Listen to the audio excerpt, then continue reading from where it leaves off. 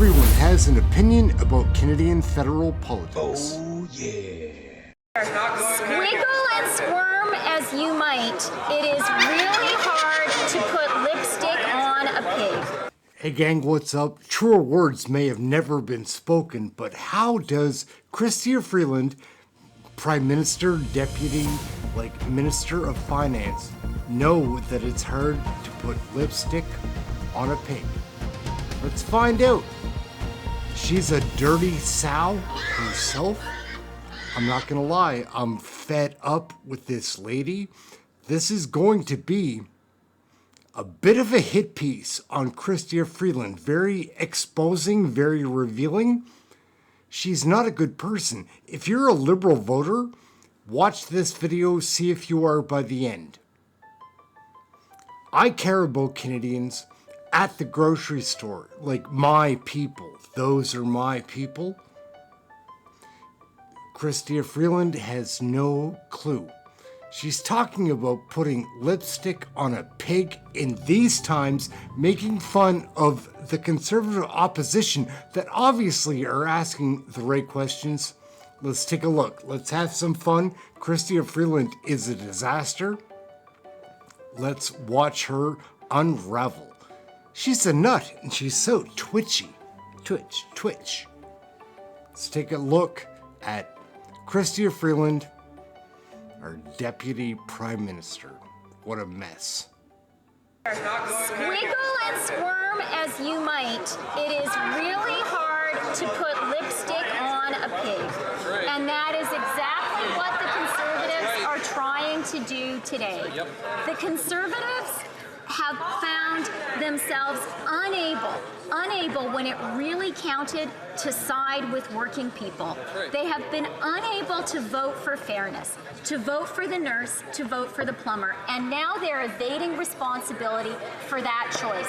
But we won't let them. We're in favor of fairness, and they are not. Mr. Speaker, our government understands that this is a challenging time for too many families across the country. Mr. Speaker, our government absolutely believes that everyone in Canada needs to pay their fair share. You know, Mr. Speaker, when the Conservatives talk about working families, everyone knows those are crocodile tears. Mr. Speaker, I am glad that the member opposite has asked a question about mortgage renewals because it gives me an opportunity to be sure that all Canadians know about the Canadian Mortgage Charter. Mr. Speaker, as I think everyone in this House knows, Canada has a AAA rating and the lowest debt and deficit in the G7. Mr. Speaker, let's talk about some facts and reality. The reality is, Mr. Speaker, Canada today has 1.1 million jobs than before COVID. The jobs recovery has been 6 months faster than after the 2008 recession. You know, Mr. Speaker, earlier today the Conservatives were talking about hypocrisy. Mr. Speaker, for once we heard something true from the Conservatives. Yes, the Finance Minister does believe in talking about numbers. So let's talk about some numbers. 1.1 million more jobs in Canada than before COVID. Mr. Speaker, let me tell you what is really out of touch. Mr. Speaker, we will take no lessons from the Conservatives when it comes to supporting the least vulnerable in Canada. Mr. Speaker, a UNICEF report released this month shows the truth.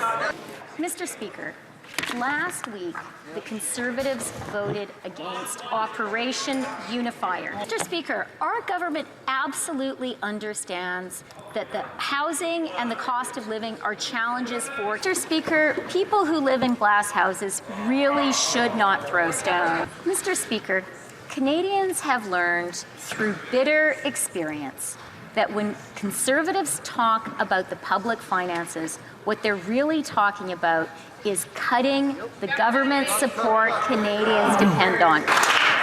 Mr. Speaker, since we're asking questions of MPs, Mr. Speaker, when it comes to being out of touch with regular Canadians, let me tell you what was out of touch. Mr. Speaker, I'd like to thank the member opposite for the very important question. Now, oil sands, we're seeing the Brazilian discoveries, And we're seeing it reflected in the price. I was at the end of last week at the St. Petersburg International Economic Forum. Shell representatives were there in force. And the big preoccupation there was not, are we running out of fossil fuels? The Russians are worried that there's too goddamn much of it on the market right now, and the prices are too low, and they were bitching about the excellence of the US companies that are finding a lot of it. To run for parliament, you would think someone who had held high positions at Reuters and was probably making close to $1 million a year would have saved up to a few bucks. But even 10 years ago, she couldn't afford a home in Canada. Now, I'm not mocking or laughing. It's extremely expensive to buy a home in Canada. In Toronto and Vancouver these days, the average home is more than $1 million. But 10 years ago, that wasn't the case. And she was a grown woman, an MP. Her husband was working too. And yet she needed her parents to co-sign her mortgage for her, to make the down payment for her. And I'm not laughing at someone for being poor. I'm not laughing at someone for not having $1 million that they can borrow in their own credit. I'm not saying $1 million cash. She couldn't even get credit for that.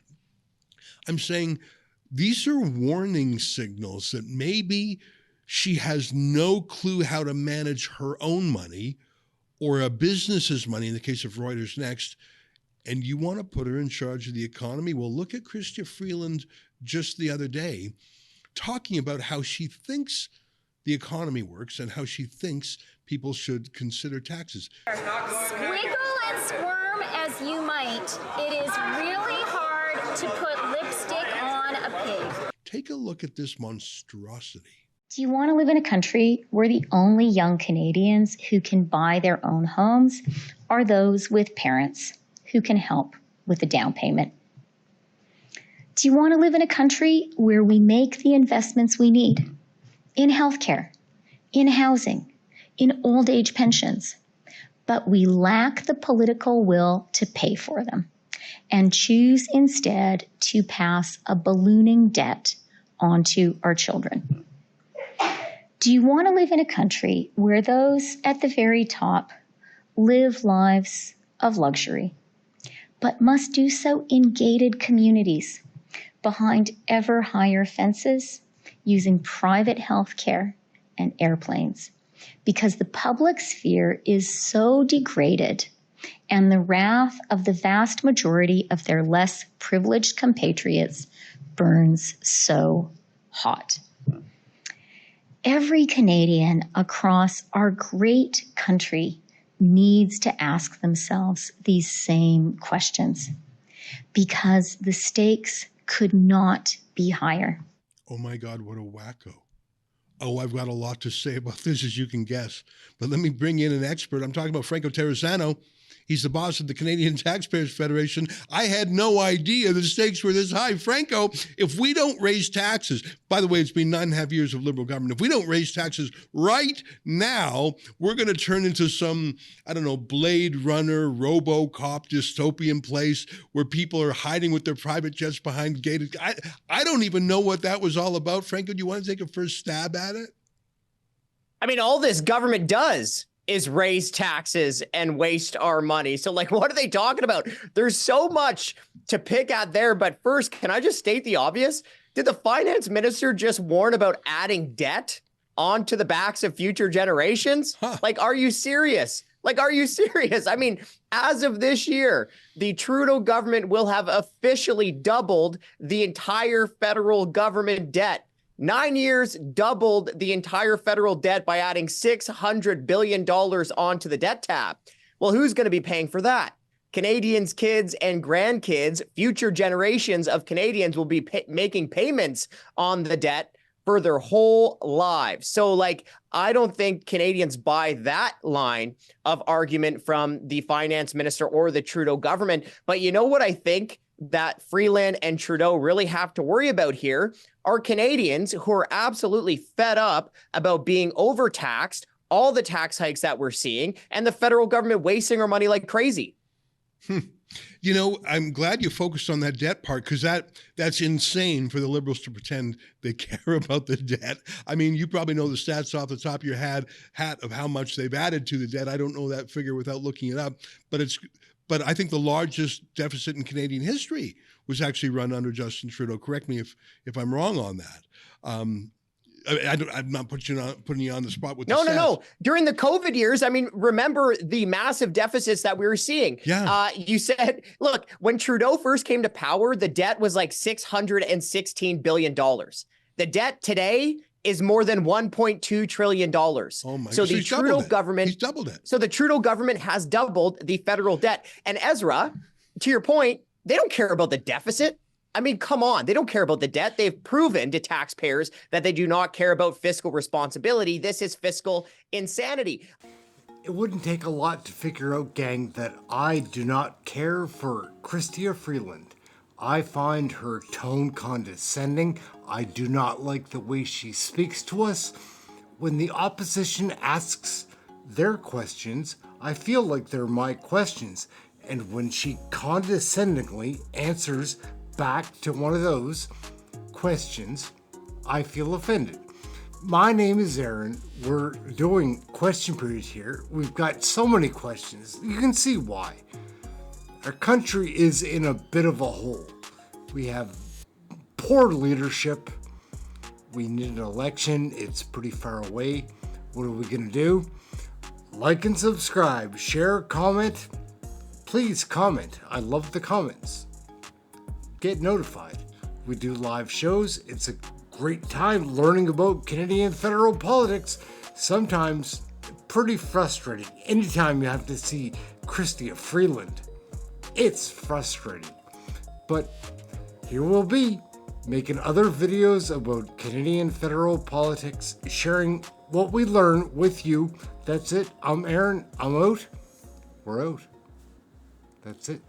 Next video. Cue it up.